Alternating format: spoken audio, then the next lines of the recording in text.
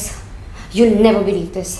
जी हाँ दोस्तों, आज तो गजब हो गया है जो कि उर्फी जावेद ने खेसारी लाल के संघर्ष 2 के ट्रेलर पर बोल पड़े और कह दी बड़ी बात। लेकिन प्लीज वीडियो अंत तक देखिएगा। दोस्तों, खेसारी लाल यादव भोजपुरी का वो कलाकार है जिन्हें लोग काफी ज्यादा पसंद करते हैं और हमेशा कुछ ना कुछ नया करते रहते हैं और अलग करते रहते हैं, जिससे हमेशा सुर्खियों में बने रहते हैं। जी हाँ दोस्तों, लेकिन इस बार खेसारी लाल यादव ने संघर्ष 2 के ट्रेलर से एक अलग कायम हासिल कर ली है और भोजपुरी में रच दिया है इतिहास। जी हाँ दोस्तों, और संघर्ष 2 भोजपुरी की ऐसी मूवी बनने वाली है जो कि ट्रेलर को देख बॉलीवुड और टॉलीवुड के कलाकारों को भी होश उड़ा दिए हैं। जो कि संघर्ष 2 के ट्रेलर को देख कई बॉलीवुड और टॉलीवुड के एक्टर अपना अपना रिएक्शन भी दिए हैं। यही नहीं, अभी और सुनिए।